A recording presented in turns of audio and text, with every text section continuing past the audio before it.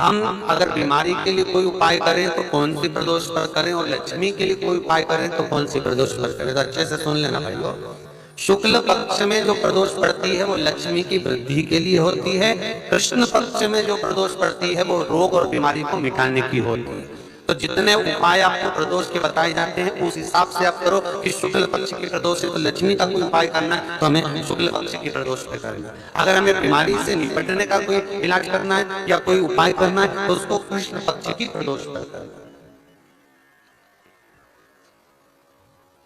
अब शुक्ल पक्ष की प्रदोष, उसकी प्रदोष का दिन था, बैठा हुआ था।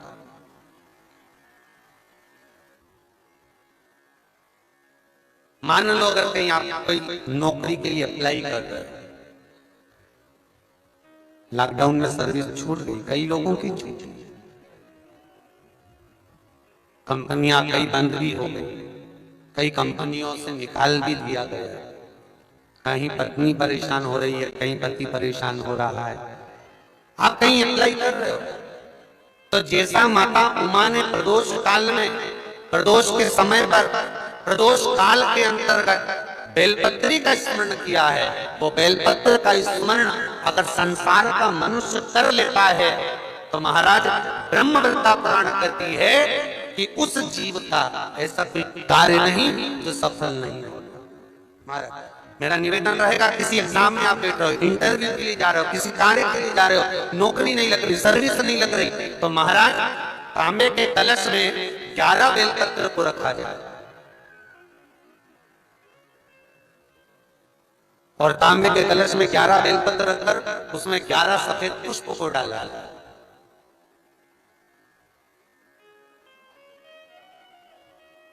लाल चंदन घिसकर कटोरी में लेकर जाइए।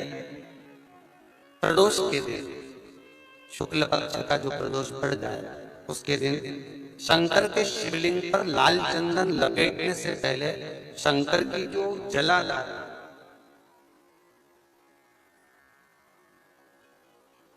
महाराज ये शिवलिंग है,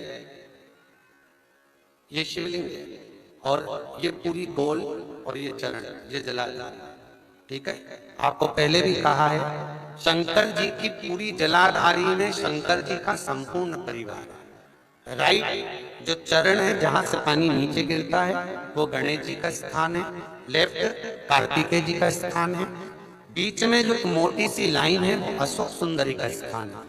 जहां पर शिवलिंग रखा हुआ है ये माता जगतजननी जगदम्बा का हस्त कमल है। शंकर भगवान को मां अपने हस्त कमल पर रखी हुई है। ऊपर से जो बूंद बूंद पानी जलाधारी से नीचे गिर रहा है ये शंकर भगवान की 5 लड़कियां जया, विषहरा, सामरीवारी, दोतली और देव, ये ऊपर से बूंद बूंद जल क्रीड़ा शंकर जी के साथ में करती है। शंकर भगवान का संपूर्ण परिवार जलाधारी में विराजमान है। शिव महापुराण कहती है, माता उमा का चरित्र कहता है, कोई एग्जाम में बैठ रहे हो, कोई कंपटीशन एग्जाम में बैठ रहे हो और चाहते हो कि मेरी नौकरी इसमें लगना ही चाहिए तो लाल चंदन का लेपन आपको इस पूरी जलाधारी पर करना है। लाल चंदन का पूरी जलाधारी पर। और महाराज जी जिस कलश में आपने घर से 11 बेलपत्र 11 सफेद पुष्प जल के अंदर डालकर लाए हो उसको आप चढ़ाएंगे तो इस तरह से चढ़ाएंगे कि उसका भाग हमें दिखे चढ़ते समय। ऐसे नहीं चढ़ाएंगे, उसको चढ़ाते समय इस तरह से चढ़ाएं कि वो जल का भाग हमारी ओर गिरता हुआ। महाराज जब आप वो समर्पित कर दें बेलपत्र पुष्प आदि सभी चीजें, उस चंदन का एक थोड़ा सा भाग पूरी जलाधारी पर हाथ फेर कर अपने दरवाजे पर आते आते उसका स्पर्श कर दें। जिस दरवाजे से आप एग्जाम देने के लिए जाओगे, जिस घर से आप जाओगे अपने घर के किसी भी दरवाजे पर उसका हाथ लगा दें या कोई स्थान को छू लें। जिसको आप दरवाजे को खोलकर दरवाजे को स्पर्श कर या दीवार को छूकर या अलमारी को छूकर जिसको भी छूकर आप जाओगे उसका स्पर्श कर लेना। फिर आपको कुछ नहीं करना है, उमा और महेश ही सब कुछ करेंगे जो उनको करना है। सब साथ जिस प्रदोष व्रत का हम वर्णन करते हैं, जिस प्रदोष के दिन का आपको बधाई कल हमने दी थी कि प्रदोष की आपको बधाई हो। प्रदोष शाम का जो समय होता है, प्रदोष काल जो होता है, उसका वर्णन जब हम करते हैं, ये प्रदोष की पूजन का विधान किसने बनाया, ये प्रदोष की पूजन का नियम किसने बनाया, ये प्रदोष की संध्या काल का, प्रदोष के समय का पूजन का विधान कौन बनाया, ये प्रदोष के समय पर एक बेलपत्र चढ़ाने का विधान किसने बनाया, प्रदोष के समय पर एक समीपत्र चढ़ने का विधान किसने बनाया। प्रदोष के समय पर अगर मान लो कोई भिखारी से भिखारी व्यक्ति भी है जो ठेला चला रहा है, उसके पास में खाने के लिए कुछ नहीं है, फटे कपड़े पहन रहा है, उसकी जिंदगी में कुछ भी नहीं बचा और कर्जे में लदालूम हो गया, एक चावल का दाना अगर वो प्रदोष के दिन, प्रदोष काल में शाम के समय पर शंकर के शिवलिंग पर चढ़ा देता है, तो 3 या 4 प्रदोष में उसका कर्जा चुकना प्रारंभ हो जाता है। प्रदोष का विधान, इतना ये प्रदोष का वर्णन करा किसने, इतना प्रदोष की महत्वता बताई किसने, कौन करे इतना वर्णन। अगर प्रदोष की महत्वता बताने वाला कोई है, इसीलिए मेरे शंकर भगवान माता सती को लेकर कुंभज ऋषि की यहाँ, अगस्त्य ऋषि की यहाँ कथा सुनने के लिए गए थे, क्योंकि उनके बराबर कोई शंकर के महत्व को बता नहीं सकता और प्रदोष के महत्व को नहीं बता सकता। सती मैया को प्रदोष का महत्व बताने के लिए शंकर सती जी को लेकर कुंभज बाबा के यहाँ गए थे, अगस्त्य ऋषि के। प्रदोष के महत्व को तो जानो सती तुम प्रदोष के महत्व को तो सती जानो, तुम प्रदोष के महत्व को तो सती पहचानो कि प्रदोष का महत्व क्या होता है, प्रदोष काल का महत्व क्या होता है, प्रदोष के समय का महत्व क्या होता है। जिस समय पर सूरज डूब रहा हो,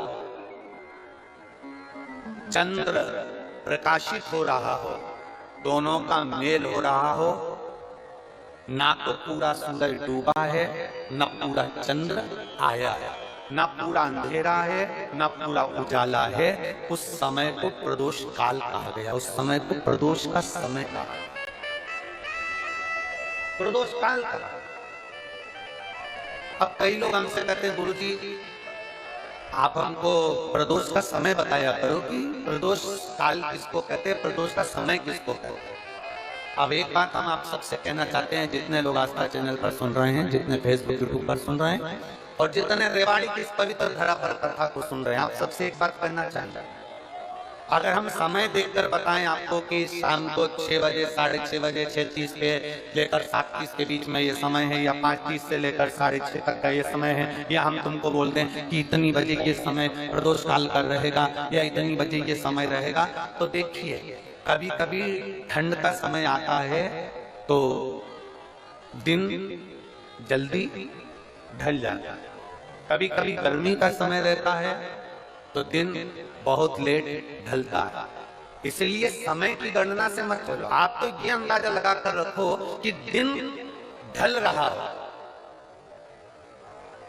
अंधेरा होना शुरू हो रहा, सूरज डूब रहा हो, चंद्र प्रकाशित हो रहा हो, अंधेरा अपना काम कर रहा है, सूरज ढलता जा रहा है, दिन कम होते चले जा रहा है और अंधेरा थोड़ा बढ़ते चले जा रहा है। इन दोनों का जो मिलन का समय हो, अब वो कितनी भी बजे, आप तो बस उसके मिलन का समय निकाल लो, वही समय प्रदोष काल कहलाता है, वही समय प्रदोष।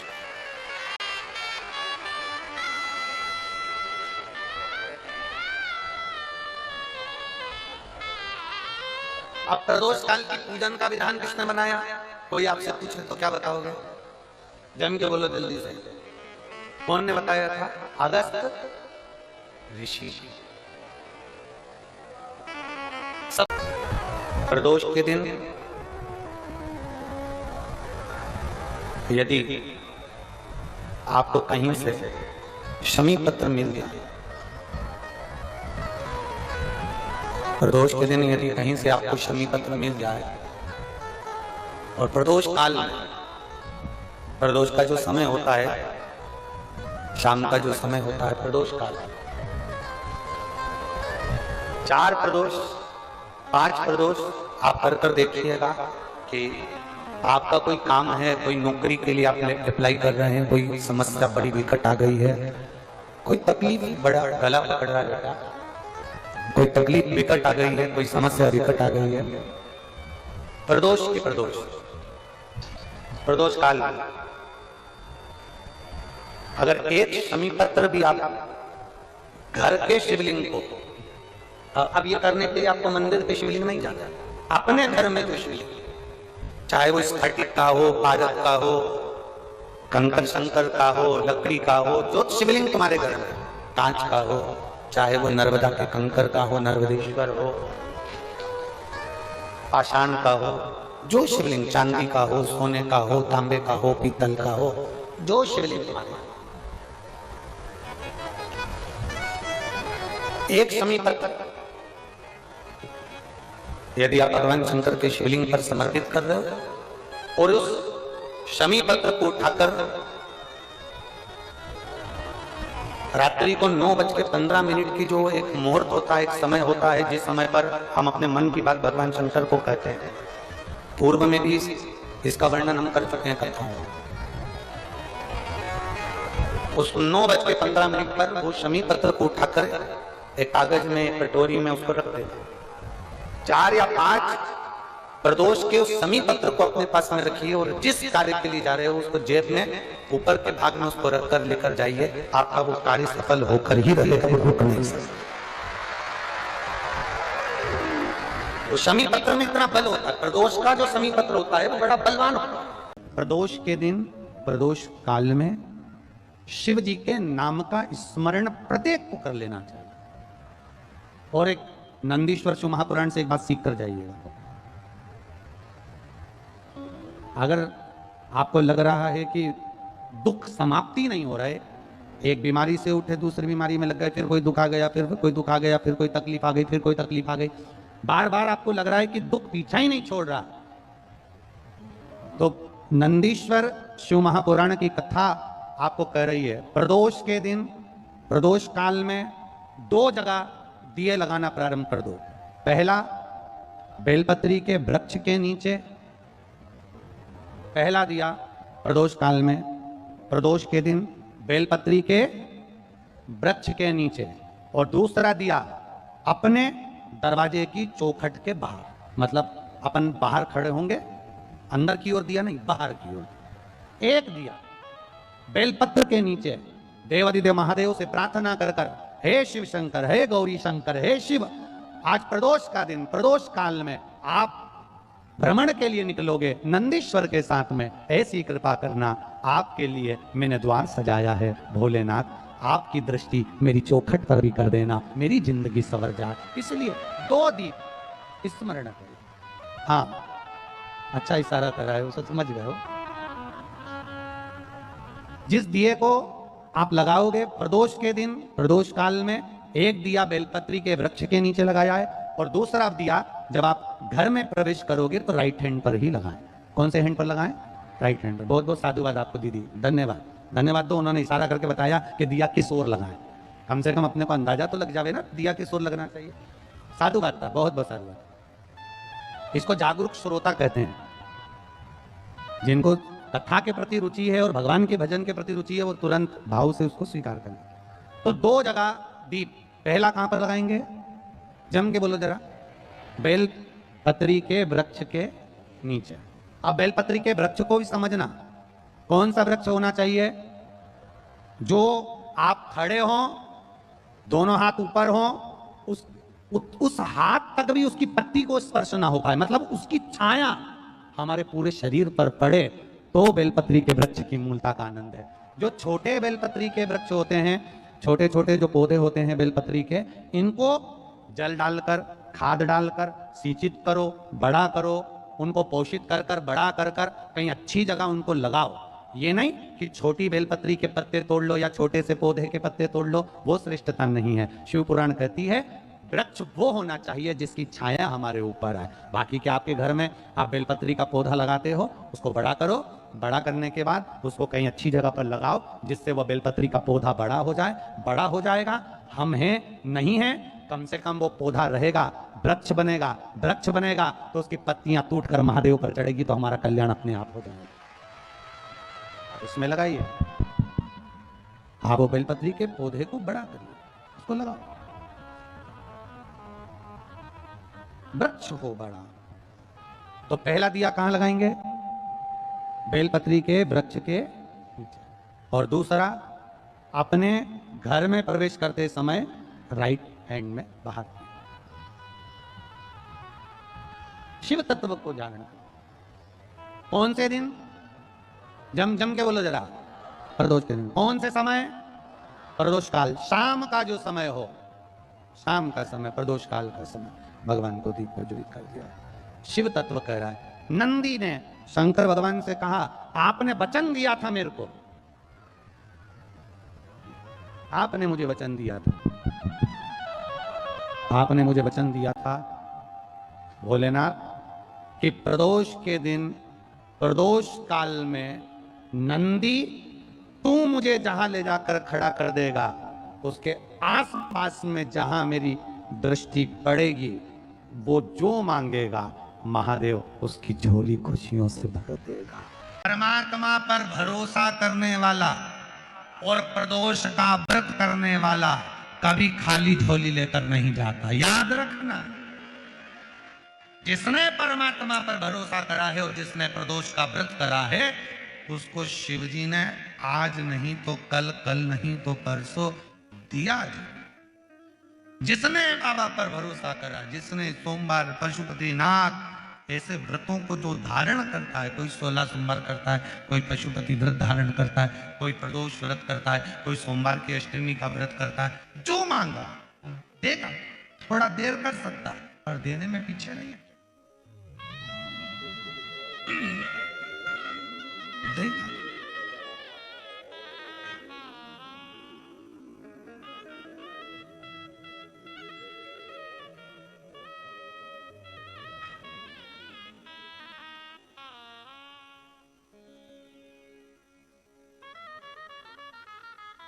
सारे देवता रोज भ्रमण पर नहीं निकलते।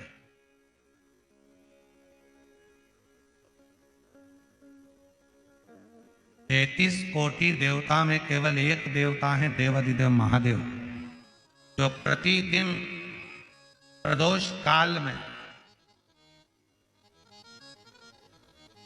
प्रदोष काल में शाम के समय अपनी अर्धांगिनी मां पार्वती जी के साथ भ्रमण पर निकलते हैं, अपने भक्तों का दुख मिटाने के लिए। प्रतिदिन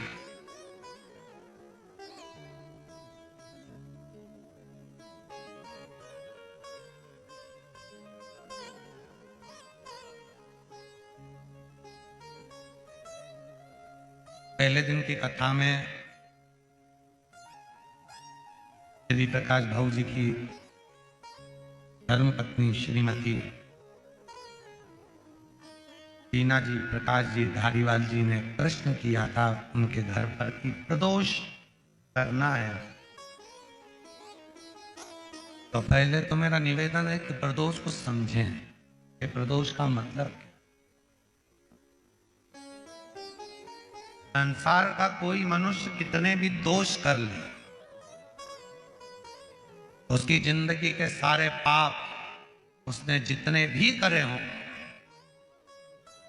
यदि प्रदोष का दिन है, जिस दिन प्रदोष है उस दिन यदि उसने व्रत धारण करा, केवल एक दिन ऐसा होता है प्रदोष का जिस दिन 33 कोटि देवता और 64 योगिनियां भी भगवान शंकर के सामने अपने मन की बात कहने के लिए प्रदोष काल में खड़े होते हैं और शिव जी अपने हाथों से उनके दुख मिटाते मिटाते जाते हैं। वो प्रदोष का व्रत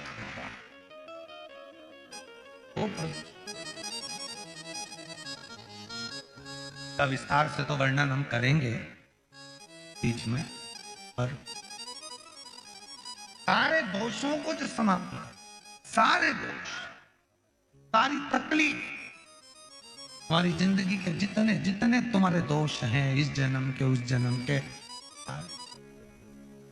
और जब भगवान शिव से आप निवेदन करते हैं, प्रार्थना करते हैं, उनसे अपने मन का भाव करते हैं, प्रार्थना करते हैं, निवेदन करते हैं, तो शिव इसको स्वीकार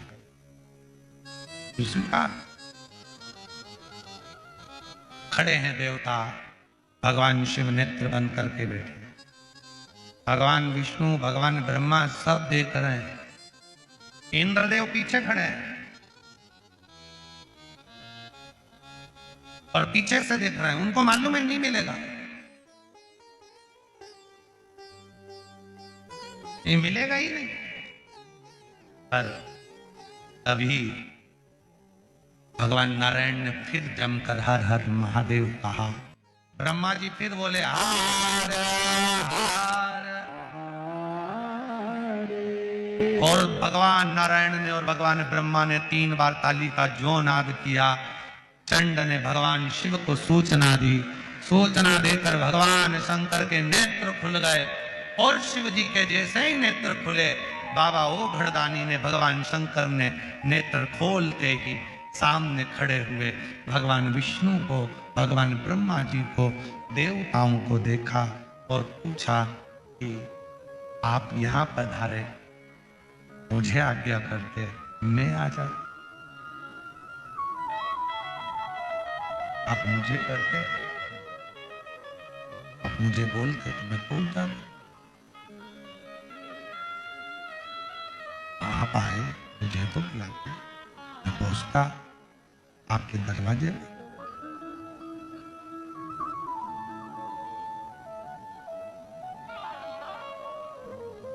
और देखो, सतयुग में, त्रेता युग में, द्वापर में और कलयुग में, इन सब में बड़ा अंतर है। सतयुग में, त्रेता में, द्वापर में भक्त को भगवान के दरवाजे जाना पड़ता था।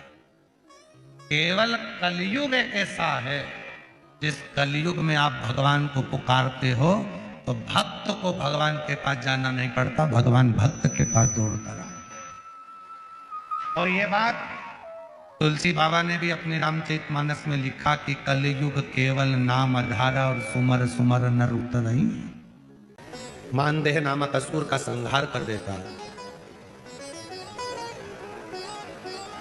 प्रतिदिन एक नियम बनाकर रखना चाहिए कि रोज शाम के समय पर अपने घर में प्रदोष काल के समय पर एक दीप जरूर लगाना चाहिए। और यदि बेलपत्र का वृक्ष है तो उस बेलपत्र के वृक्ष के सामने भी एक दीप अवश्य लगाना चाहिए।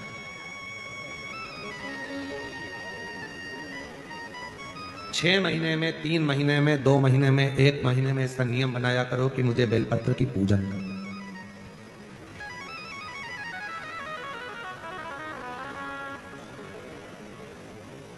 स्वयं माता लक्ष्मी जी ने भगवान नारायण को पाने के लिए बेलपत्र का पूजन किया।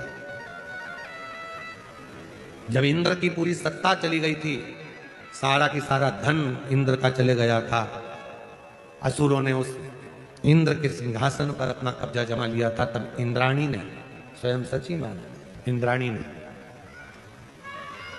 शिव जी की साधना की, बेलपत्र के वृक्ष के, बेलपत्र की पूजन की।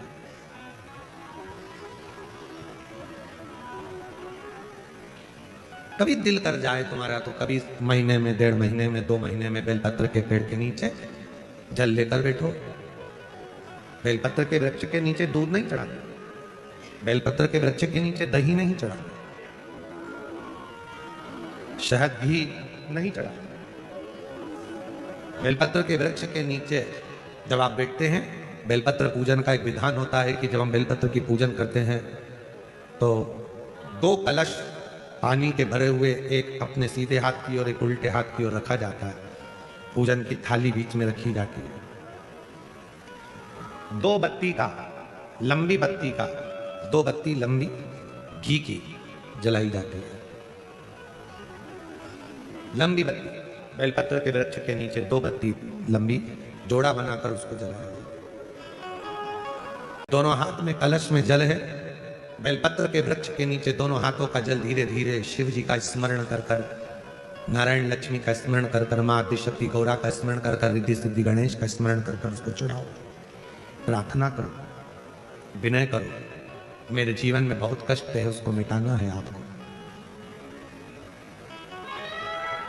शिव आपसे प्रसन्न होते हैं, वैसे मेरी जिंदगी भी प्रसन्न करना है आपको। जल चढ़ाकर दोनों पात्रों का थोड़ा थोड़ा जल कलश में बचा लेना है, पूरा पात्र खाली नहीं करना है, दोनों को वापस रखना है। और थोड़ी सी हल्दी पिसी हुई शिव जी के उस बेलपत्र पर लगाएं, थोड़ा कुमकुम वो भी बेलपत्र पर लगाएं। 7 दाने अक्षत के, केवल 7 दाने अक्षत के बेलपत्र को छुआकर अपनी थाली में रख लें। घर पर जब जाएं तो वो 7 दाने अक्षत के और बेलपत्र के वृक्ष में जो चढ़ा हुआ थोड़ा सा जल बचा कर लाए हो, वो घर में छीट कर 7 दाने पूरे घर में डालना प्रारंभ करें। महीने में, 2 महीने में, 3 महीने में एक बार करिए। जीवन में किसी के आगे हाथ फैलाने की जरूरत नहीं पड़ेगी, इतनी संपदा बाबा, इतनी संपदा। बेलपत्र की महत्वता को लोग जानते नहीं है। एक प्रदोष की महत्वता, एक बेलपत्र की महत्वता। अभी हमने पहले भी कहा, एक कथा प्रदोष काल की रह गई है। एक बार हम दिल्ली बाँच रहे थे पर वो पूरी नहीं हो पाई क्योंकि पानी आ गया। हम प्रयास कर रहे हैं उस कथा को कुबेरेश्वर धाम पर, क्योंकि उसमें प्रदोष काल की कथा में टेंट नहीं लगता। तो प्रदोष काल की जो कथा होगी सीहोर कुबेरेश्वर धाम में, उसमें टेंट नहीं लगेगा, उसको खुले मैदान में बाँचना पड़ेगा। आप और हम सब खुले मैदान में बैठकर प्रदोष काल में उस कथा को सुनेंगे और उसमें प्रदोष की महत्वता को जानेंगे। और हमारी तरफ से हम तो आज प्रकाश जी आपको भी, अदीना भाभी जी आपको भी, दोनों को निमंत्रण दे रहे हैं। जब भी सीहोर में जब कथा हो प्रदोष काल की, तो एक दिन कम से कम आप लोग आकर उस कथा की पूजन आपको भी करना रहेगी, प्रदोष काल की कथा।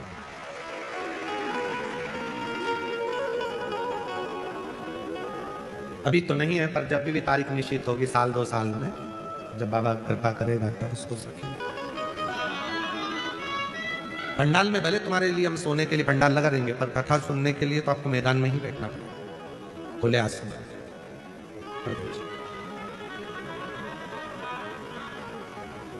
शिव तत्व को जान, बेलपत्र की महत्वता को जिसने जान लिया, आज लोग बेलपत्र को जान रहे हैं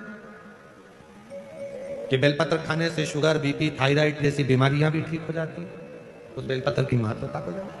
और फिर निवेदन है, आपके शरीर में कष्ट है तो बेलपत्र का सेवन करो। रोज रोज बेलपत्र वैसे ही नहीं खाते। कई बार बेलपत्र खाने से मुंह में छार छार करना जाता है, कई बार मुख का स्वाद भी कम हो जाता है बेलपत्र खाने से। तो निवेदन है, रोज रोज ना खाइए, जब जरूरत है। और जरूरी नहीं कि आप 3 पत्ती यहाँ से जो बेलपत्र दी जाती है 7 दिन तक जो रोज एक बेलपत्र दी जाती है, वो तो खाने के लिए दी जाती है। पर समापन के दिन की बेलपत्र तो खाने की नहीं रहती, उसको तो ले जाकर लोग लाल कपड़े में बांध अपने घर में रख देते हैं तिजोरी में। आखिरी दिन की बेलपत्र तो वैसे भी तिजोरी का भंडार के लिए। तो जो बेलपत्र होती है, जरूरी नहीं कि तुम पूरी बेलपत्र खाओगे तो दवाई असर करेगी। बेलपत्र का अग्रण्य भाग का थोड़ा सा पत्र भी यदि हम पा लेते हैं, उसको ग्रहण करते हैं, तो वो भी उतना असर करता है। और रोज खाने की जरूरत नहीं है। रोज अगर शिव मंदिर जा रहे हो, शिवालय जा रहे हो, शंकर जी के मंदिर जा रहे हो, देवालय जा रहे हो, तो बेलपत्र लाओ, वहां से मना नहीं है। उसको इकट्ठा करो, एकाग्रित कर सुखा लो। सुखाकर रोज शिव जी की चढ़ी हुई बेलपत्र को सुखाकर फिर उसका चूरा बना लो। जब तुम्हें लगे कि शुगर गड़बड़ हो रही है, बीपी गड़बड़ हो रहा है, थायराइड गड़बड़ हो रहा है, तो एक चुटकी उसमें से लेके निगल लो, पानी पी लो। बाबा की कृपा से आधा घंटा, 1 घंटे में वो sugar, BP, thyroid sub level में आना प्रारंभ हो गया। उस बेलपत्र की महत्वता को जिसने जाना, कभी कुबेरेश्वर धाम जाओ तो कुबेरेश्वर बाबा के धाम पर जो 200-300 साल पुराना, जो 300 साल के ऊपर पुराना बट वृक्ष है, जहाँ बाबा बैठे हैं, बटकेश्वर महादेव, उसका दर्शन करो। उस पेड़ की छांव में बैठकर बाबा का मंत्र जाप करो। अभी हमने थोड़ा सा उसको बंद कर दिया था, क्योंकि वहाँ बाबा के जोड़ा घूम रहा था तो वो शरीर पर चढ़ जाता था, इसलिए अब स्थान पर वहाँ जाना थोड़ा बंद कर दिया था, पर पुनः वापिस उसको खोल दिया। बेलपत्र की वाटिका है छोटी सी, उस बेलपत्र की वाटिका के पास में बैठकर भगवान शिव का नाम उच्चारण, नाम स्मरण, शिव भक्ति को जहां तक शंकर की अविरल भक्ति को धारण करो।